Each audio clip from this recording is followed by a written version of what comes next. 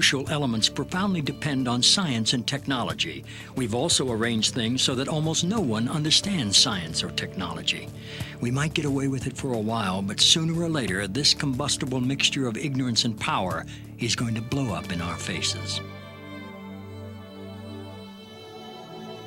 Imagine the Earth's atmosphere, also known as the ionosphere, as a thick soap bubble. It is a membrane, a natural electrically charged shield around the Earth, protecting all life from deadly solar radiation. We have to have the atmosphere for survival. I don't think we should do anything to damage it. Without the ionosphere, I'd be fried, you'd be fried, all life on Earth would be fried. In 1912, Nikola Tesla, a visionary genius, saw ways to tame the sky, to make the atmosphere glow. He developed alternating current, high-frequency radio technology, and free energy. He experimented with both high and low frequencies and electromagnetic waves. He envisioned altering the weather and creating shields around the Earth to protect us from missiles, and he claimed he knew how to split the Earth in two. In 1985, Bernard Eastlund applied for patents that could make some of these ideas real. Many claim that these patents have become the blueprint for Haarp, High-Frequency Active Auroral Research Program. ARCO originally approached me in 1984 to find a use for the natural gas on the north slope of Alaska, which they could not sell. To give you a feel for how much gas they asked me to find an application for, it was enough gas to produce all the electricity in the United States for a full year. I originated some ideas for military applications and beneficial civilian applications in which that gas would be converted into electricity and then used to power some gigantic antennas. What does Haarp do? Haarp is a large antenna where we beam radio frequency energy up into the upper atmosphere, and we create on a small scale what the sun normally does. And the reason we're trying to do this is because when you have disturbances in the ionosphere, we can't communicate with our satellites. Haarp began with a congressional insertion in the appropriations bill of fiscal year 1990. In essence, Congress directed the Defense Department to explore the potential for using the auroral regions for improving communications and navigation and surveillance. From there, the assignment came that the Navy and the Air Force were to manage the program. It is people from those two organizations that have worked together for the past 7 years. Applications discussed in the patents included destroying missiles. Communications control and disruption were included. There were some other ideas both to possibly modify weather and finally to lift a portion of the upper atmosphere further out into space where hopefully it would be able to deflect missile trajectories. What we do by beaming up radio frequency up into the ionosphere, that radio frequency, when it hits molecules of atmosphere, it tends to make the subatomic particles inside move faster, and that increases their temperature. So you can bring their temperature up to 1,600 degrees or so, which is normally what the sun does to those particles at that atmosphere. The ionosphere of the Earth has got enormous amount of energy. There are 8,000 thunderstorms going on all over the Earth at any given moment. There are millions of amperes of electricity pouring to the Earth from lightning strikes, and Haarp could create a trigger effect. In 1983, I did radio tomography with 30 watts, looking for oil in the ground. I found 26 oil wells over a 9-state area, and 100% of the time was accurate with just 30 watts of power beaming straight into solid rock. Haarp uses 1 billion watts beamed straight into the ionosphere for experiments. Picture these strings on the piano as layers of the Earth. Each one has its own frequency. What we used to do is beam radio waves into the ground, and it would vibrate any strings that were present in the ground. We might get a sound back like, and we'd say, that's natural gas. We might get a sound back like, and we'd say that's crude oil. We were able to identify each frequency. We accomplished this with just 30 watts of radio power. If you do this with 2 billion watts, the vibrations are so violent that the entire piano would shake. In fact, the whole house would shake.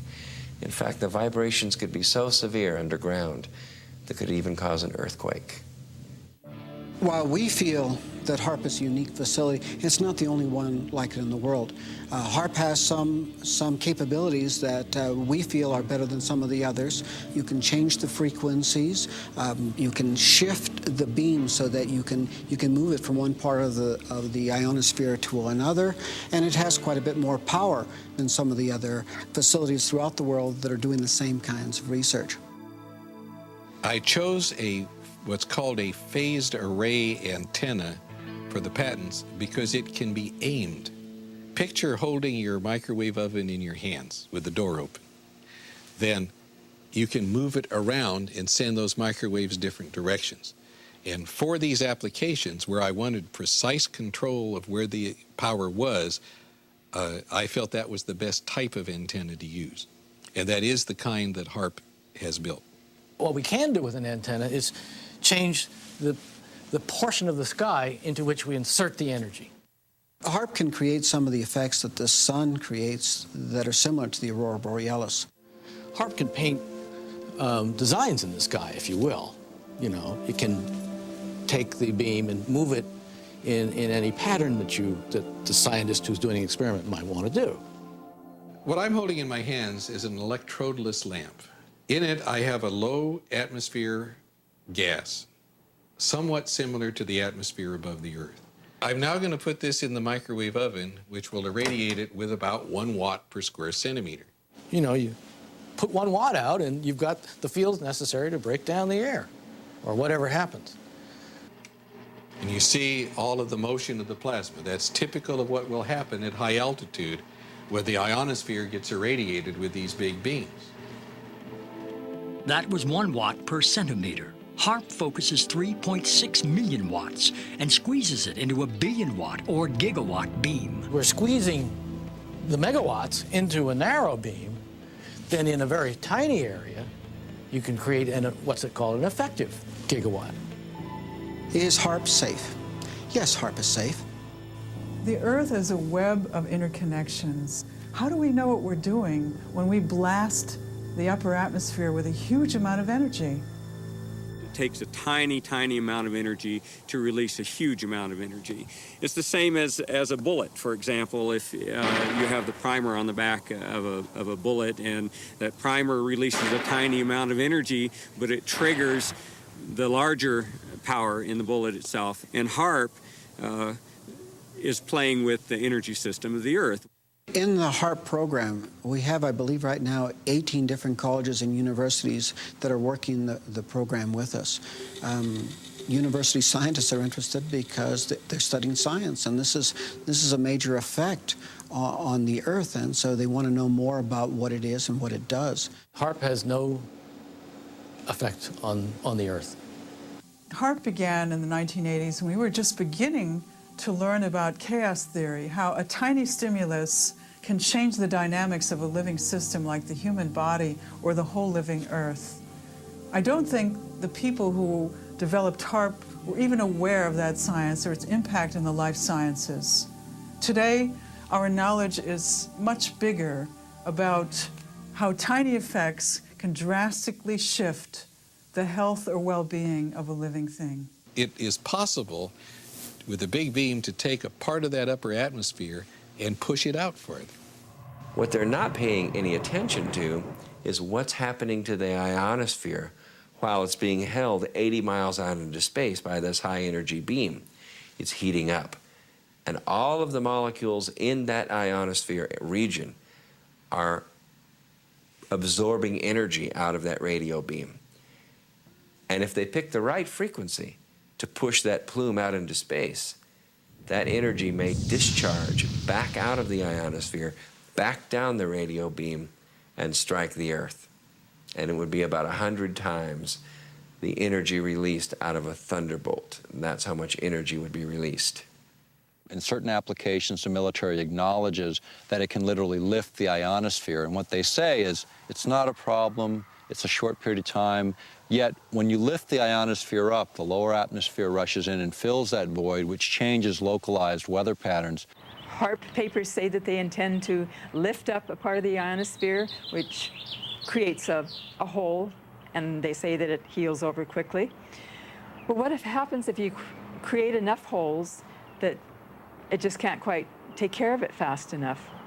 As far as creating a hole, to me, it's the analogy of you put your hand in water, and yeah, you're taking up space, but when you pull it out, it goes back together again.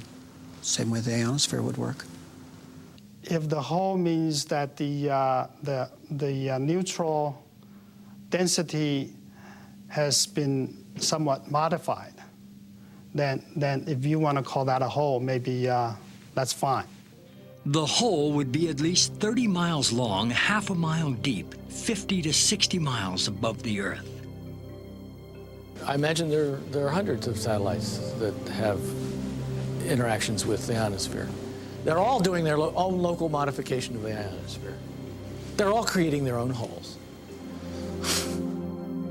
Satellites, rockets, space shuttle flights, not just Haarp, but many technologies out there in space are creating holes in heaven. As to this question of injecting more high-energy particles into the Earth's electrical system, the ionosphere is a dynamic system, ever moving, ever changing. I don't think anyone on this planet really knows the point where enough is enough.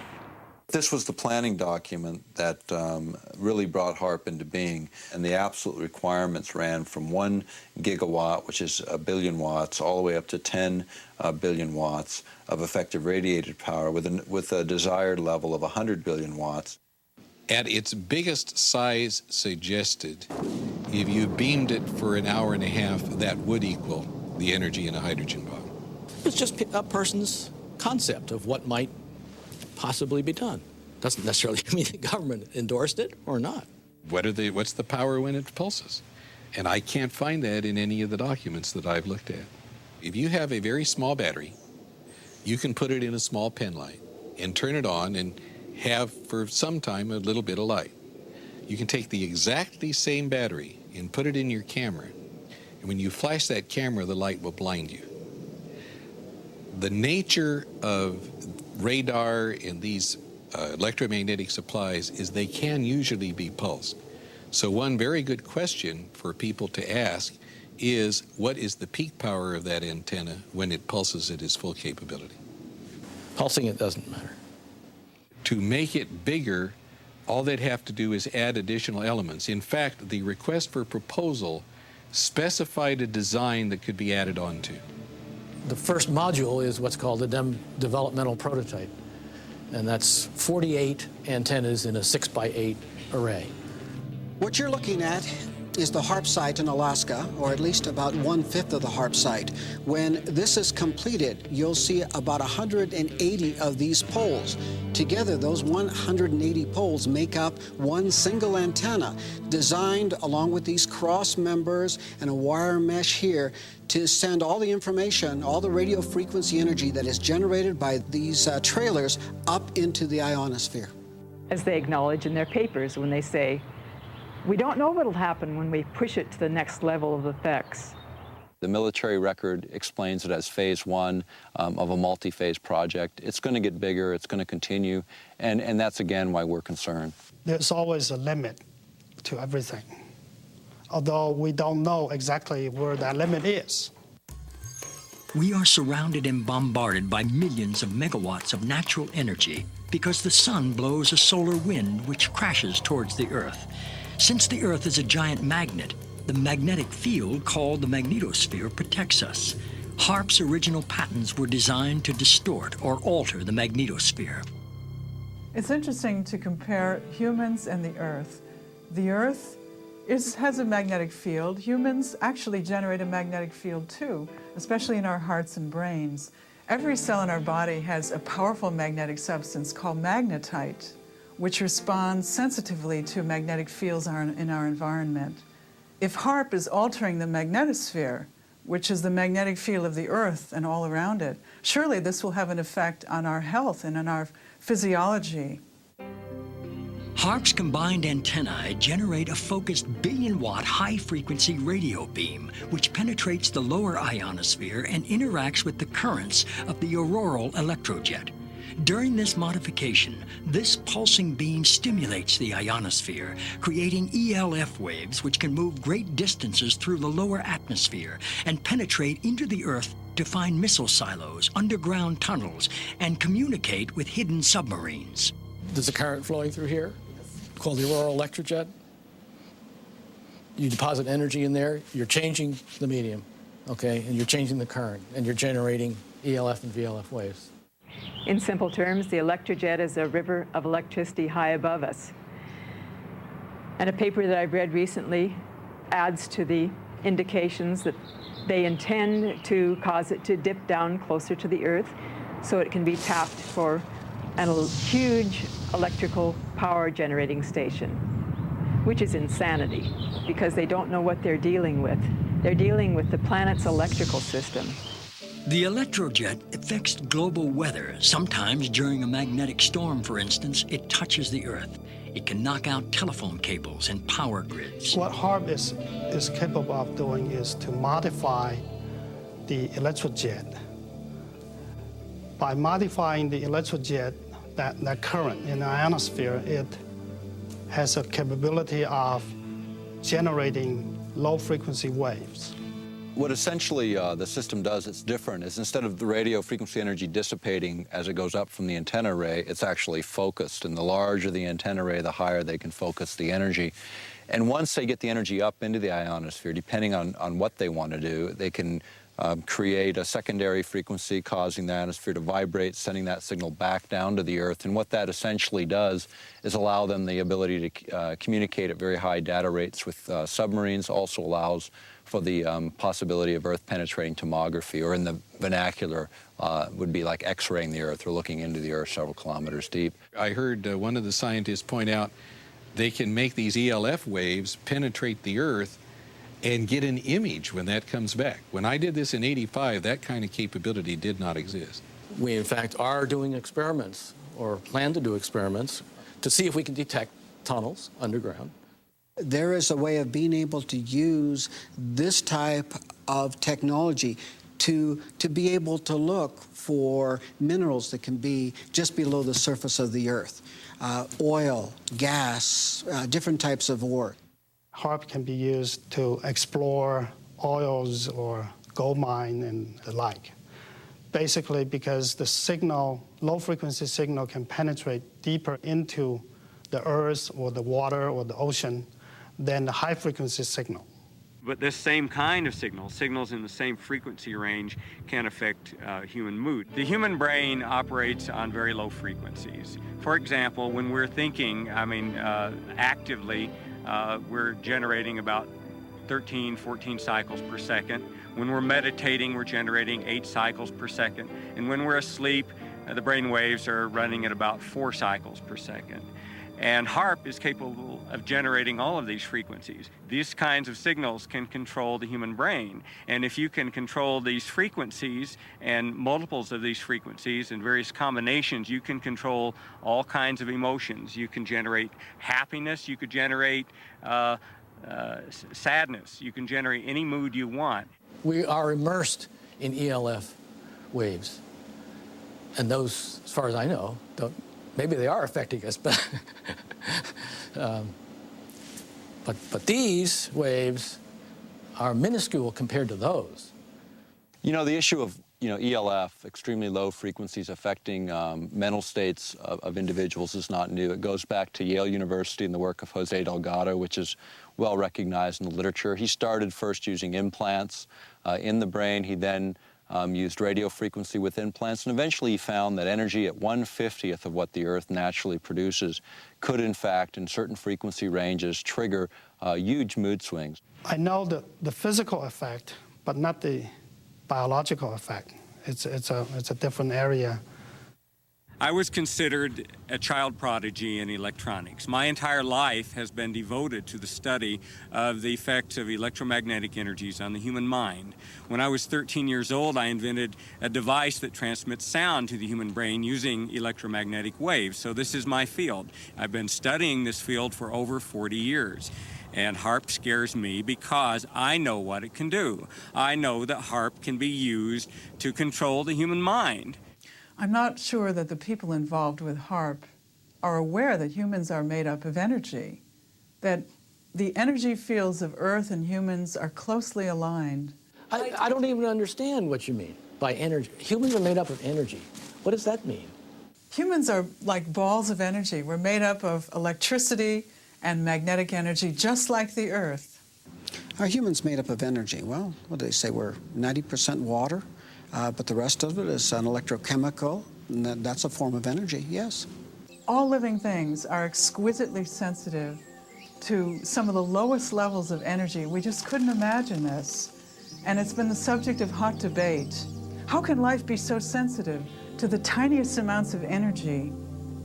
But because this is how we are bioregulated, by virtue of tiny energy transactions within our body and also coming from the Earth, this is indeed the case. There are many different electromagnetic projects and technologies out there that are affecting our health today. This document from Maxwell Air Force Base lays out the use of electromagnetic weapons technologies for debilitating human beings.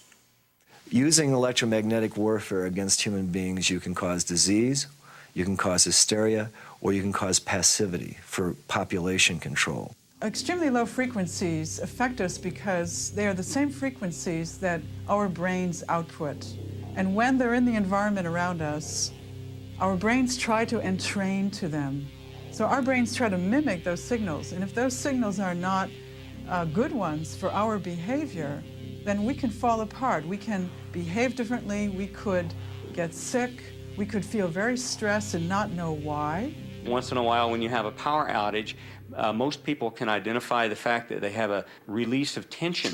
The minute the electricity goes out, they feel an inner relaxation, a tension release, and when the power goes back on, the tension returns. So this is something that most of us can feel. Everyone has a certain sensitivity to electromagnetic waves. It's just that some people are more sensitive than others. The symptoms that I discovered in my research caused by electromagnetic frequencies are anxiety, depression, diarrhea, dizziness, extreme fatigue, headaches, lightheadedness, mood swings, nausea, nighttime increase in urination, pulse rate, a sudden increase, shortness of breath, tingling, prickling feeling of the skin, vertigo, nosebleeds, blood pressure increase, and body tremors. You can also cause cancer.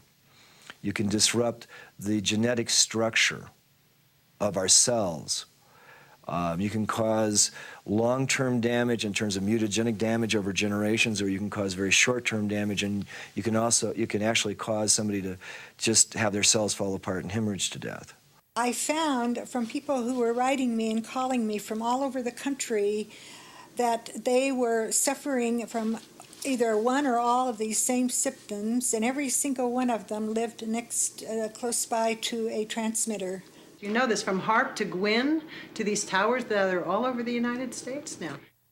GWEN stands for Ground Wave Emergency Network. In nuclear attack, the ionosphere would be essentially destroyed by air bursts of nuclear weapons, and there wouldn't be any reflection, and all communication links would go out.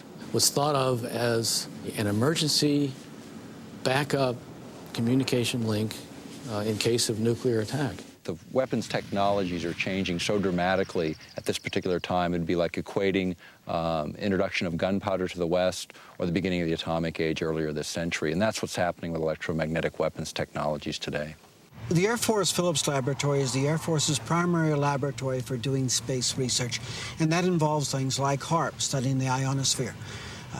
Anything the Air Force needs for space, we look into, and that includes weapons for space application, one of which is developing plasma toroids, projectiles made of plasma, essentially the atmosphere of stars, being able to harness that energy and to be able to fire it at a target. We have a device called Shiva. Shiva is a large capacitor bank. Capacitors store electrical energy. And then in a very short time, we release that energy. In about 2/100 millionths of a second, we will release the same amount of energy as the entire U.S. electrical production for that same instant in time, where the electrons rip from their orbits and you have a soupy gaseous mixture, thousands of degrees hot. Potentially a very serious weapon. Electromagnetic warfare can also be used in coordination with ionospheric warfare. After I had actually left the program in 1987, one of the last communications I had with ARCO indicated that there had been a contract awarded for ionospheric warfare studies. I have not heard of ionospheric warfare. I don't even know what the term means. In other words, using the ionosphere as an amplifier and as a broadcast medium. What we're actually doing with the ionosphere at that point is we're not just reflecting a signal, we are amplifying the signal. We are causing it to become much, much more intense, hundreds of thousands of times more intense than it would have been otherwise. We're broadcasting that signature over a large area of the Earth. Haarp says it's not producing a weapon. Haarp cannot be used as a weapon. Some of our critics have argued that Haarp is only the beginning and could be a major weapon system. That just isn't true. What Haarp is basically a ground-based Star Wars weapon technology. I'm the Attorney General and Environmental Program Manager for the Upper Cook Inlet Environmental Protection Consortium. And we've been working on Haarp for many years. And they've located Haarp at Gakona because of the magnetosphere is closest to the surface of the Earth. And they need that magnetic pole to do their shots into the ionosphere and stratosphere. With Haarp and however long it's been on the drawing board, the people here haven't known about it that long. And it changed from one thing to another. And what a lot of people are not aware of is it's ground-based Star Wars technology.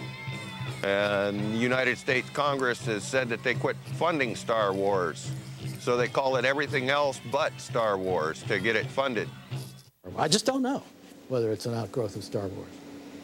The application described in the 1991 patent would be such that if anybody were to fire a missile from any direction, anywhere, to another point on Earth, it would intersect this relativistic layer and be basically exploded. I've never been asked whether this is an outgrowth of Star Wars or not. As a scientist, you do like to be recognized for things you've done. And because I couldn't write to the press, I'm under ARCO confidentiality, I sent a letter to Lord Cook, the chairman of the board of ARCO, and received actually a very nice letter back complimenting me for my contributions and assuring me that they would inform the Haarp people of my contribution. There was never any intention to build anything associated with what Mr. Eastland had proposed in his patent. If you read the patents, I was thinking of ways to use it defensively. One was as an anti-satellite device. You could make these electrons in space and hurt a satellite. That could be used either for offense or defense. We could hurt the enemy's communications while maintaining ours, and I was interested to note that that was one of the things said in the Haarp basic technical document. Star Wars was the state-of-the-art military technology of the 80s, but in the 90s and in the new millennium, it's going to be electromagnetic warfare. What we do know about electromagnetic systems and electromagnetic warfare is becoming even more interesting. As late as April 28, 1997, U.S. Secretary of Defense Cohen announced at University of Georgia that, in fact, geophysical warfare was becoming a more intense problem. In fact, they even speculated that terrorist organizations would have systems that could modify weather, create volcanic eruptions, or even cause earthquakes using electromagnetic waves. You know, earthquakes is another thing. We have had a lot of them, a lot of volcanoes more in the last few years. Whether or not that is just a cycle of happenings, because we've had a history of earthquakes and volcanoes throughout recorded history, but it just seems to me like that it's coming more often, and that there has to be some connection with some of the things that we as humans are doing to our Earth.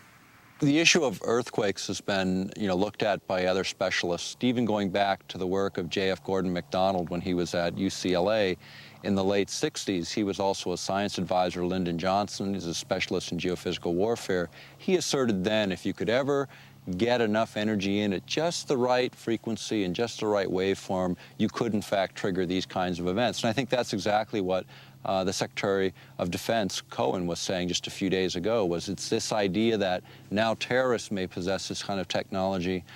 It's obvious. I mean, if we're concerned that terrorists have it, we certainly do. Back in 1912, Nikola Tesla said it was possible to split the planet by combining the correct vibrations with the resonance of the planet itself. The idea of affecting weather for many people, it gets to the point where you say, well, can that even be real? And when you go back in time, even to 1976, the United States, along with over 60 other countries, signed an accord where we agreed to not use weather manipulation as a weapon of war. This is before biological and chemical treaties, before many of the nuclear disarmament treaties. And yet, that was such a big threat in '76. Has the science progressed? Certainly. We're in this sea of energy. We're in a sea of gases. We're in a sea of particles that are charged. And they're moving constantly, just like a current in the ocean, just like the wind in the atmosphere. This current forms. And you draw and you attract these particles. Well, Wilhelm Reich attracted these particles. He pointed it at the sky and he said, you want clouds to be built there? You got a drought? He would point the device at that place and clouds would form there. In the 40s, there was interest in weather modification. That by the 50s, there was actual experimentation in that area. By the 1960s, that area had advanced substantially. Well, there have been programs with salting clouds, salting things with silver iodide, and there's been some experiments where people from airplanes threw chaff out, the little pieces of metal, and tried to get those to absorb power. We have done such damage to the thermal balance, to the hydrologic balance of this planet at this point.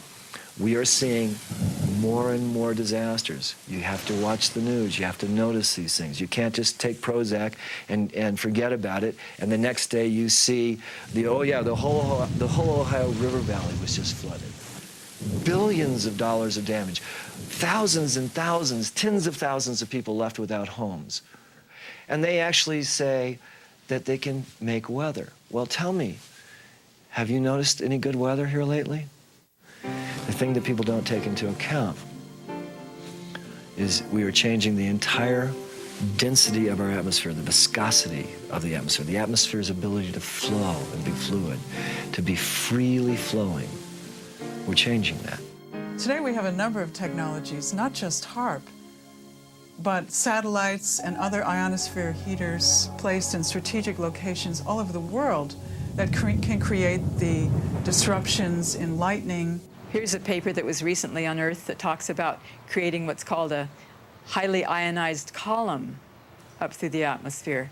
It might trigger lightning if lightning was ready to occur, and suddenly this conductor was thrust in the middle of, into the situation, then yeah, it could. If you beam this radio wave into the ionosphere and you continually charge it up, not only are you sending energy into the ionosphere, but you're providing a path for energy to come back down out of the ionosphere. In other words, they can create a massive discharge of lightning, bigger than anything we've ever seen on this planet. And if you aim the beam at the down, and it happens to be in a region where there's a lot of charge, you can initiate a discharge in that area, perhaps. Once a solar tap is formed and the ionosphere actually discharges, the electrons and energy will come from all over the ionosphere to that one point, and it will strike the ground in a bolt that is 100 times greater than any lightning bolt imaginable. And it will not just strike one time. It will strike 30 to 40 times a second until there are not any longer electrons or energy to flow from the ionosphere through that tap to ground. But when it strikes the ground, it will vaporize the ground, the water, or whatever it happens to hit, kind of like 3 or 4 Mount St. Helens volcanoes going off each second that bolt discharges. Now, admittedly, that's kind of far-fetched, but whenever you're doing experimentation and you're taking risks with large amounts of energy, you must responsibly look at the worst-case scenario, and that could be the worst-case scenario. Well, you know, everyone has to remember that the Earth is a living organism, a lot of living organisms, and things change. To not change is dead. And I believe that we are all electrically connected, and so when you start playing around with electricity, you're going to affect everything. And so I think we need to be very careful as to what we do, especially affecting humans, animals, and other life forms. Well, animals and birds are incredibly sensitive to electromagnetic energies. HAARP will not affect animals or birds. That's in the environmental impact statement. What I've heard about HAARP is that it can punch a hole through the atmosphere if they wanted to, and that it could disturb the migratory bird pattern. It'll mess with like traditional village life who depend on the birds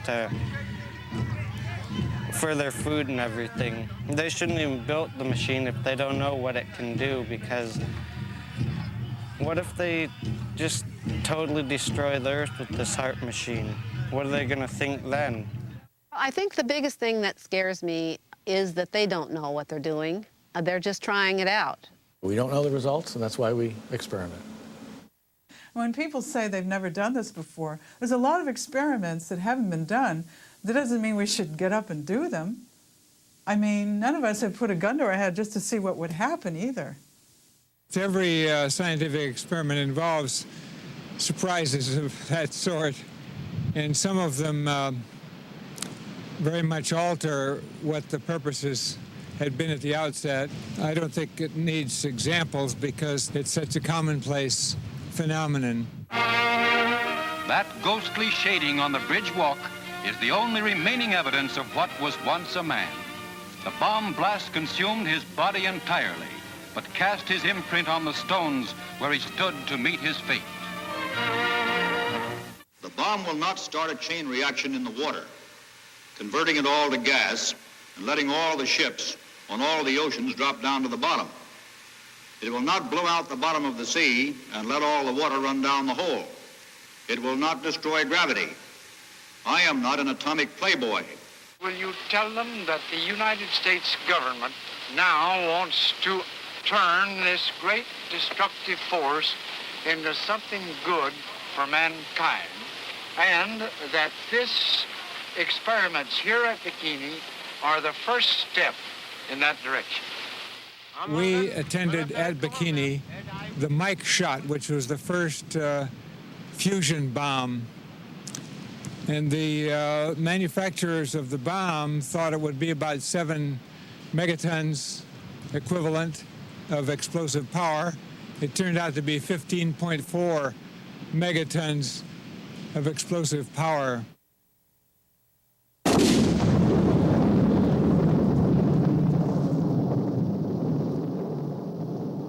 Their island was much more contaminated than had been presumed, and the radiation from that weapon contaminated the ocean. It's just like with DDT, remember? We were told that that wasn't harmful, and they drove through the streets and actually sprayed DDT from trucks on school children while they were eating lunch. Is HAARP 100% safe?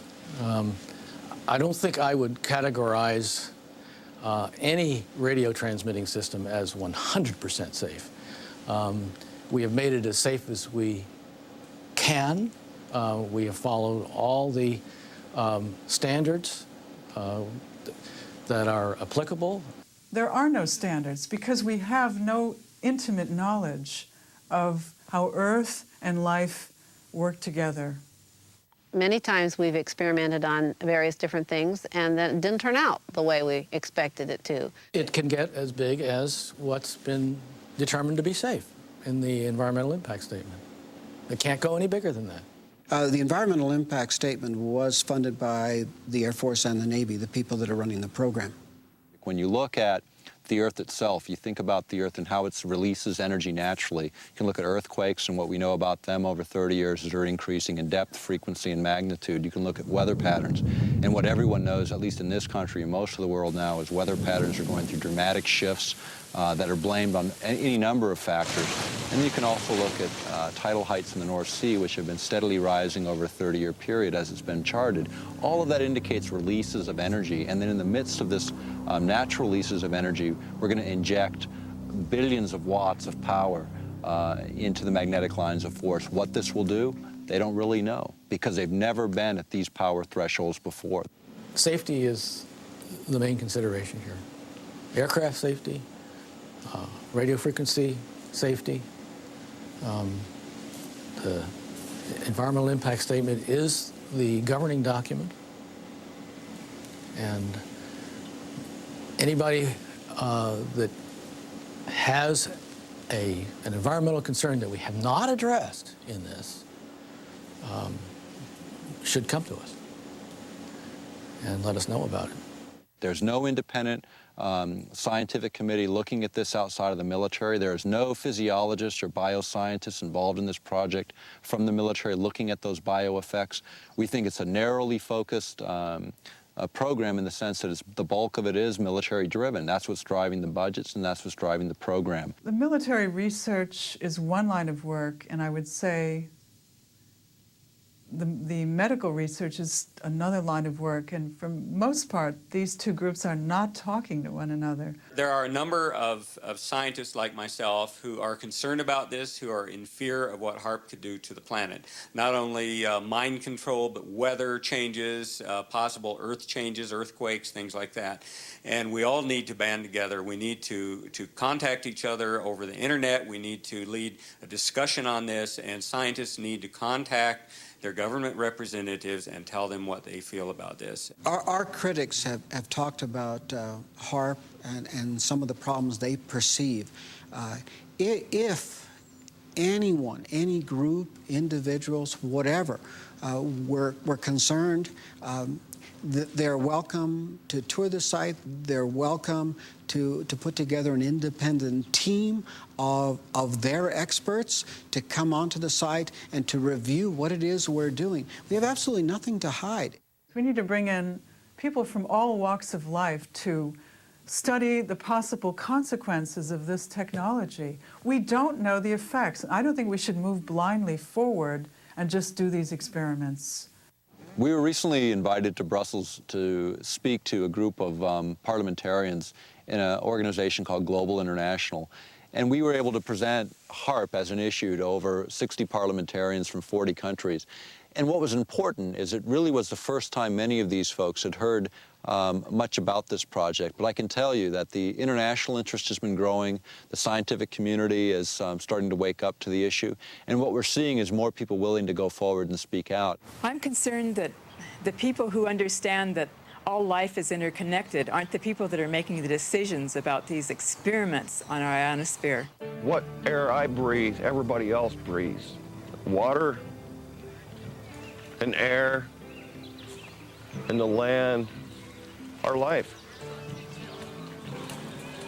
Let's do what we have to do to protect it. As living systems, we're open systems, and we can't draw the line between where our boundary stops and where the boundary of the non-living domain begins. The Earth is a living organism. It's not something that's really outside of us. It's really an intimate part of who we are. And when we destroy it, we destroy ourselves. I have always asked that if anybody has a problem, come and let us see what the problem is. And if it's something we haven't addressed that we should have, of course we'll address it. The problem with government and the people right now is that people don't trust the government, and they have good cause not to, because so many times over the years they've not told them the truth. Well, the planet's electrical system is not there for us to exploit for Department of Defense purposes. It's there as a part of a whole beautiful, harmonious, interconnected system that supports all life on this planet. And we don't know everything that there is to know about it. It's not up to me to determine that it is or is not a valid expenditure of taxpayers' funds. It's not my call. And if Congress gives us the funds, evidently they believe it's worthwhile. I'm told to do this, and we are doing it. Those people who are in government, they tell me a lot of times that they're just following orders. My response is, so was Heinrich Himmler. He was just following orders. We're about to embark on another arms race. It's totally unnecessary. We're committing billions of dollars to this technology, and the question becomes is, where does it end? I mean, they figured $3 trillion on the entire nuclear adventure, and that's, 60% of the current national debt. Are we going to start that cycle again? Is it necessary to do that again? There's just no sense to make more of HAARP than there already is. It's intended to be for research, and that's all. So even though HAARP is small today, every major weapons program was small at its infancy. It's just we usually don't find out about them till 50 years later. In this case, we're finding out at the beginning phase, and this is a time for people to take and pay attention and look at this technology and determine, is this really a direction we want to go, and is it really necessary right now? HAARP is not a threat, it's a benefit.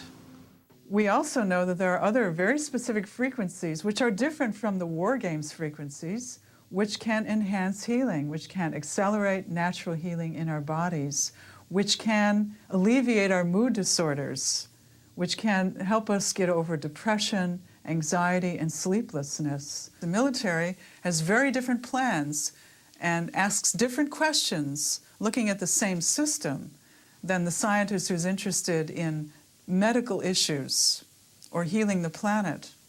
It may not be that the Earth will die, but we will not be able to sustain human life on this planet if we continue to add one element of destabilizing technology after another. If we do not stand up for what we believe in, for the children, we're not doing our job. Perhaps true wisdom lies in knowing our limitations and that even the laws of nature are uncertain. In view of these technologies, we're left to wonder, do these experiments jeopardize our long-term survival?